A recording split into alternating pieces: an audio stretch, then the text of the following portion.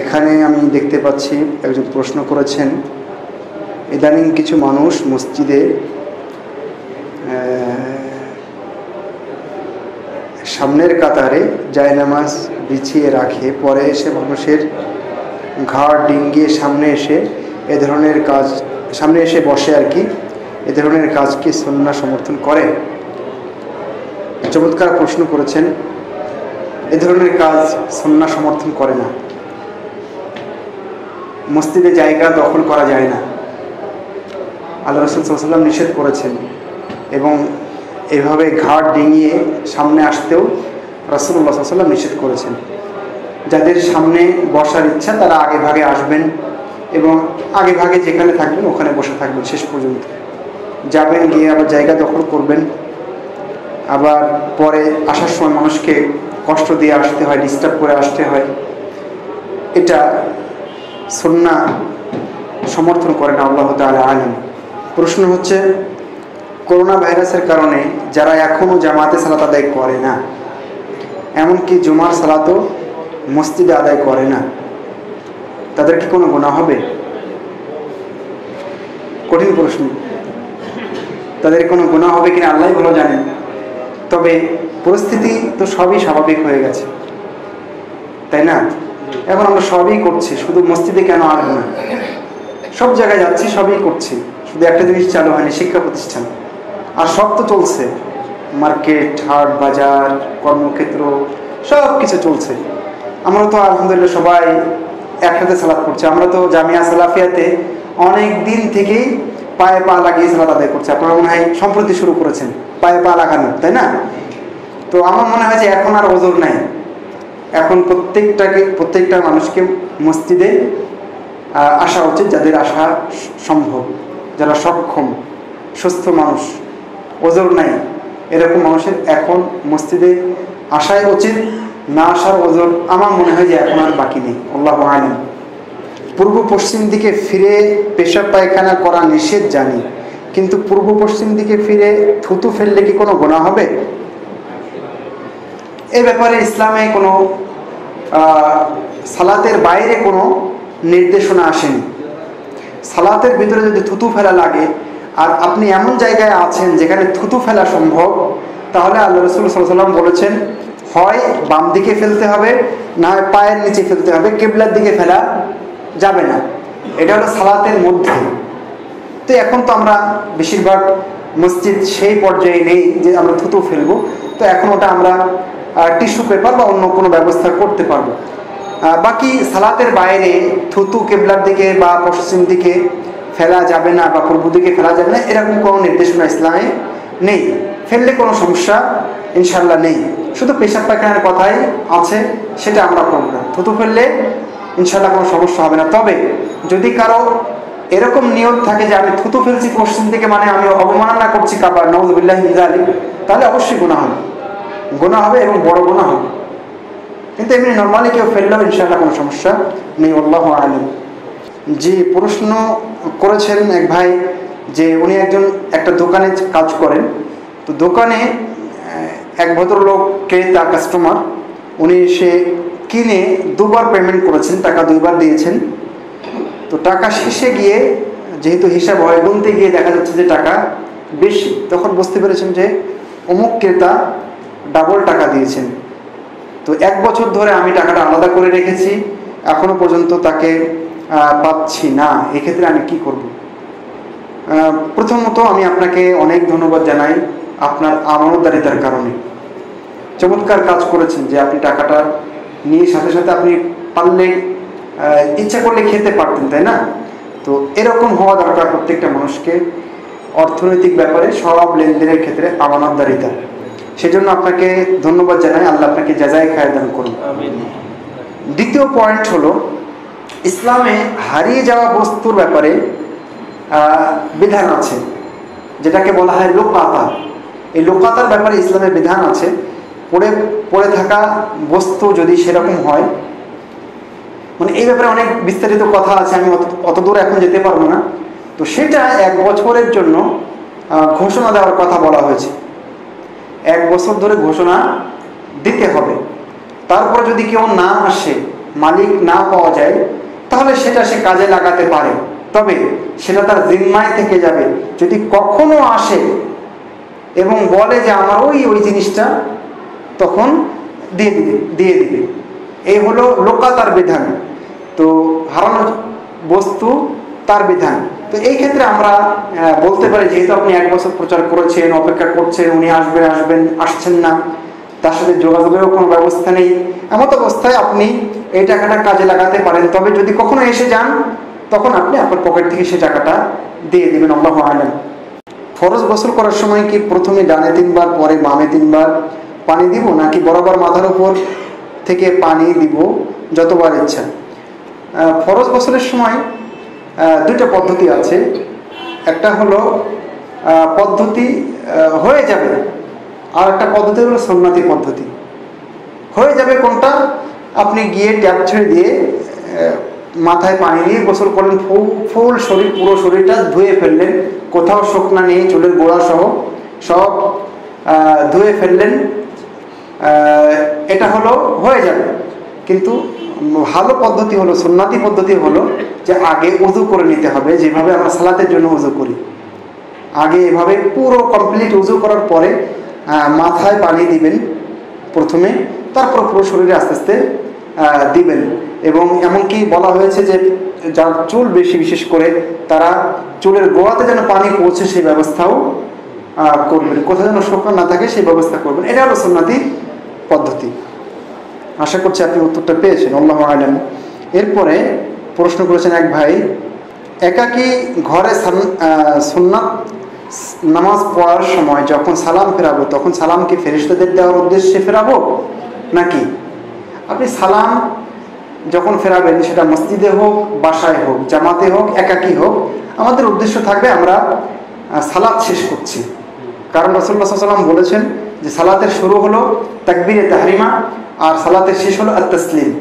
তো আমরা সালাত শেষ করছি এই নিয়তেই সালাম ফেরাবো। আল্লাহু আ'লাম। সূর্য ওঠার 15 মিনিট পর থেকে জোহরের ওয়াক্তের আগ পর্যন্ত 2 রাকাত হতে 8 রাকাত পড়ার কথা বলা হয়েছে। আচ্ছা, 3 নামের নামাজ কি একই? 2 থেকে 8 রাকাত, অর্থাৎ প্রশ্নটা অত বেশি স্পষ্ট না, তবে আমি যেটা বুঝতে পেরেছি, যেটা চাশতের সালাত বলছি বা সালাতুল আওয়াবিন বলছি, ইশরাকের সালাত বলছি, এটাকে বোধহয় আপনি বোঝাতে চেয়েছেন। সেটা কয় রাকাত, কখন পড়বো, 3টা সালাত একই কিনা। আসলে এই 3 মানে সূর্য ওঠার, আপনি যেমনটা বলেছেন, সূর্য ওঠার 15 মিনিট পর থেকে একদম জোহরের খানিক আগ পর্যন্ত, মোটামুটি আমরা ধরে নিতে পারি জোহরের 40 মিনিট 1 ঘন্টা আগ পর্যন্ত, এটা অনুমান, একটু কম বেশি হতে পারে। এই সময়টা আল্লাহ রাসূল সালাত আদায় করেছেন। তো এটাকে ইশরাক, সালাতুল আওয়াবিন, তারপরে যেটাকে আমরা উর্দুতে চাশত বলছি, নাম যেটাই দেন, সালাত একই সালাত। তো সময়ের ব্যবধানে এক এক সময় পড়লে এক এক রকম নাম, আল্লাহু আ'লাম। আর এটা আপনি 2 রাকাত, 4 রাকাত, 12 রাকাত পর্যন্ত যতখানি আমি জানি পড়ার কথা আছে, আপনি আপনার সাধ্য অনুযায়ী পড়তে পারবেন। আল্লাহু আ'লাম। এই ভাই এরপরে প্রশ্ন করেছেন এক ভাই, সালাতে যদি ভুল হয় তাহলে সাহু সিজদা কিভাবে দেব? সাহু সিজদা সালাতে ভুল হলে দিতে হয়, কিন্তু কোন প্রকার ভুল হলে দিতে হয়? আমি এখানে সালাতের আলোচনা শুরু করেছিলাম এই মসজিদে, কিন্তু কয়েকটা জুমা খুতবা দেওয়ার পরে আর করোনা এসে গেল, সব কিছু লন্ডমন্ড কেমন জানি, তো এই বিষয়গুলো তখন চলে আসতো। আরও কয়েকটা পর্ব বাকি ছিল, তো ওটা হারিয়ে ফেলেছি, ওই সিরিয়ালটা। যাই হোক, সালাতে কিছু কাজ এবং কথা আছে, তাই না? আল্লাহু আকবার বললাম, এটা কথা। রফুল আদান করেছে, হাত বেঁধেছে, এটা কাজ। শুরু থেকে শেষ পর্যন্ত এরকম অনেকগুলো কথা এবং কাজ আছে, সবগুলো সমন্বয়কে কি বলা হয়? সালাত বলা হয়। তো এই কাজগুলোকে, কথাগুলোকে আমরা 3 ভাগে ভাগ করতে পারি। একটা হলো রুকুন, আর একটা হলো ওয়াজিব, আর একটা হলো সুন্নাত বা মুস্তাহাব। তো একটা জিনিস মনে রাখবেন, যে কোনো ইবাদতে রুকুন মানে আপনার সক্ষমতা আছে, আপনি না করা পর্যন্ত আপনি দায় মুক্ত হতে পারবেন না, ওটার ক্ষতিপূরণ কিছু দিয়ে হবে না। এটা হলো রুকুনের ব্যাপার। আর ওয়াজিবের ব্যাপার হলো, আপনি ভুল হয়ে গেলে ওই স্টেজে যদি থাকেন তাহলে শুধরিয়ে নেন, যদি ওখান থেকে ভিন্ন স্টেজে চলে যান তাহলে আপনি সুজদা দিয়ে সালাতের ব্যাপারে বিশেষ করে আপনি ক্ষতিপূরণটা আদায় করতে পারবেন। হজের ক্ষেত্রে ওরকম, ওখানে যদি রুকুন ভুল হয়ে যায় তাহলে আবার আপনাকে রুকুনটা আদায় করাই লাগবে। আর যদি অজিব বাদ পড়ে যায় তাহলে একটা কোরবানি দিয়ে আপনি মাপ পেয়ে যাবেন ইনশাআল্লাহ। তো এটা হলো সালাতের ক্ষেত্রে, যদি কারো রুকুন বাদ যায় সুজদা দিয়ে কাজ হবে না। যদি কারো অজিব বাদ পড়ে যায় তখন সুজদা দিতে হবে। তো বেশিরভাগ ক্ষেত্রে এর নিয়ম আছে, তবে বেশিরভাগ ক্ষেত্রে সালাম ফেরানোর আগে 2টা সিজদা দিয়ে তারপরে এদিক ওদিক ডান দিকে বাম দিকে সালাম ফেরাবেন যখন অজিব বাদ যাবে। আর যদি কারো সুন্নাত নফল বাদ পড়ে যায় ভুল করে, তাহলে এর জন্য সুজদা লাগবে না। আল্লাহু আ'লাম। বুঝতে পারিনি, লোকমা সংশোধন হয়ে গেলে কোনো সুজদা আছে কি? কে প্রশ্ন করেছেন এটা? এখানে আছেন আপনি? কোন লোকমা এটা? কোরআন তেলাওয়াতে? বুঝতে পেরেছি। এক্ষেত্রে দুটি মত পাওয়া যায়। কেউ বলেছেন যেহেতু সংশোধন করে নিয়েছেন সুজদা না দিলেও হবে, আর কেউ কেউ বলেছেন যেহেতু তার সন্দেহ হয়েছিল একটা অজিবের ব্যাপারে সেহেতু সুজদা দিয়ে নিতে পারে। আল্লাহু আ'লাম। সাথে দেখুন, মাসালাতে মতভেদ থাকতে পারে, সবসময় আপনারা এটা মনে রাখবেন শত্রু, যে মতভেদ একটা মাসালাতে থাকতে পারে। আমি একভাবে বলছি, আর কেউ আরেকভাবে বলতে পারেন, সেটা তার ইজতিহাদে সেরকম, আমার কাছে এরকম মনে হয়, এরকম যে কোনো মাসালাতে হতে পারে। তবে আমি সবসময় আপনাদেরকে একটা কথা বলার চেষ্টা করি, সেটা হলো আমাদের ভিতরে দেখেন যে কোনো মাসালা নিয়ে মতভেদ থাকতে পারে, কিন্তু আমাদের কি থাকবে না? বিভেদ থাকবে না। মতভেদ থাকবে কিন্তু বিভেদ থাকবে না। এটা আমরা সৌদি আরবে পড়তে গিয়ে কিন্তু এই জিনিসটা দেখেছি। আমাদের ওলামা যারা ওস্তাদ ছিলেন, অনেক বড় বড় পণ্ডিত মানুষ, তারা দেখতাম একই মাসালায় দুইজনের ভিন্ন মত, দুইজন দুই রকম আমল করছেন, কিন্তু কোনো সময় তাদের মহব্বতে ভালোবাসায় কমতি ছিল না, দেখিনি। সে কারণে মাসাইলে মতভেদ থাকতে পারে, এটা খুবই খুবই স্বাভাবিক ব্যাপার। এই ব্যাপারে শেখ ওসাইমিন রাহিমাহুল্লাহ একটা বই লিখেছেন, আল ইখতিলাফু বাইনাল উলামা আসবাবু ওয়া মাওকিফুন আমিন, উলামায়ে কেরামের মধ্যে মতভেদ, কারণ এবং আমাদের অবস্থান। এই বইটা আমি সর্বপ্রথম সৌদি আরবে থাকতে অনুবাদ করি। তারপরে এই ব্যাপারে আমি মোটামুটি পড়াশোনা করেছি, আমার একটা ছোট্ট বইও আছে। তো আমি যেটা বলতে চেয়েছি যে কোনো মাসালাতে মতভেদ থাকলে কখনো এরকম বলবেন না যে হ্যাঁ এত মতভেদ কেন, হুজুররাই যত সমস্যা, এরকম বলবেন না। মতভেদ থাকবে, সাহাবায়ে কেরামের মধ্যেও মতভেদ হয়েছে, আল্লাহ রাসূল জেনেছেন, কিছু বলেন না, এরকমও আছে। আর যখন সংশোধন করার যে আসলেই মতভেদটা ঠিক না, তখন আল্লাহ রাসূল সংশোধন করে দিয়েছে যে তোমারটা ঠিক, তোমারটা ঠিক না। আর যখন দেখা গেছে না চলে, দুটোই ঠিক আছে, আমল করতে পারে, তখন আল্লাহ রাসূল কিছু বলেননি। সুতরাং আমাদের এরকম একটা মনে হয় যে প্রশস্ত হৃদয় থাকা দরকার, তাহলে আমরা অনেক ঝামেলা থেকে বেঁচে যেতে পারবো। আজকে এই যে মসজিদ ভাঙা হচ্ছে, আজকে মসজিদ থেকে মানুষকে বের করে দেওয়া হচ্ছে এক একটা আমলের কারণে, শুধুমাত্র এই প্রশস্ততা না থাকার কারণে।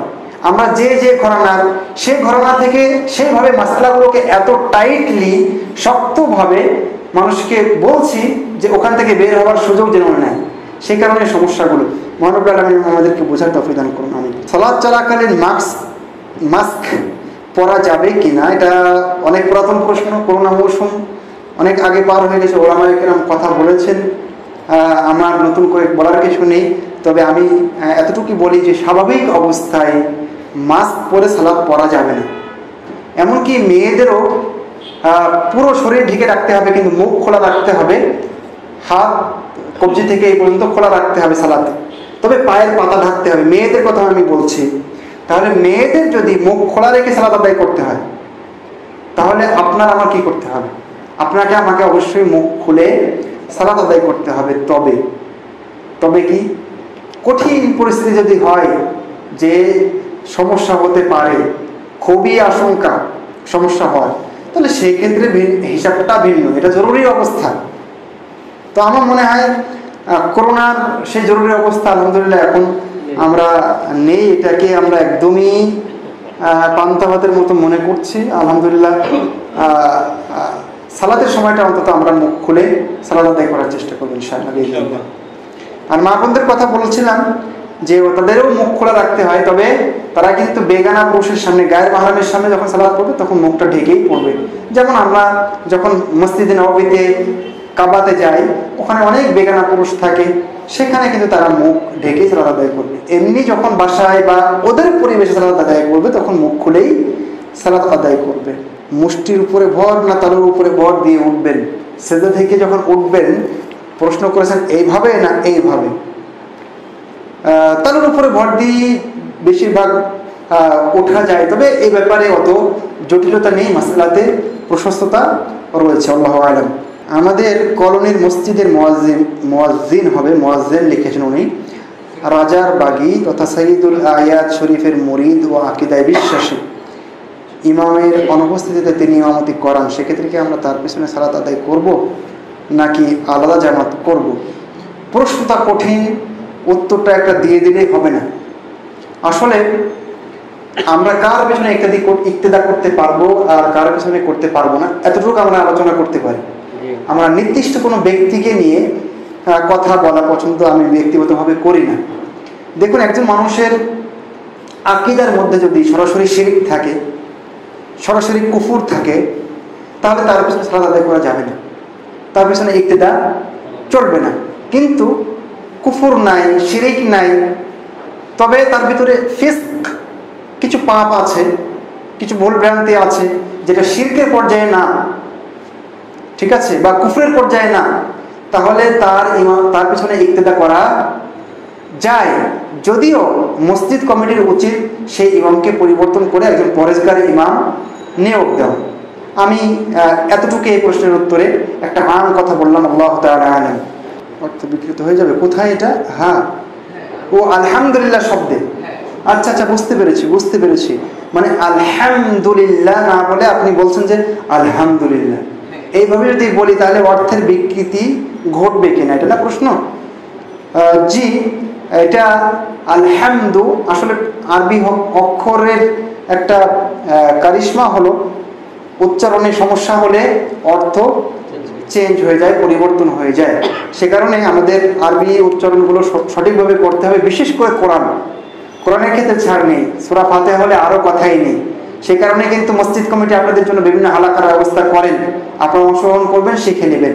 তো এখানে এই প্রশ্নের উত্তরে আমি বলবো যে কেউ বলেছেন আলহামদু যদি বলা হয় তাহলে তার অর্থ হয় ধ্বংস, তাহলে সব ধ্বংস আল্লাহর জন্য, এরকম নাউযুবিল্লাহি মিন যালিক।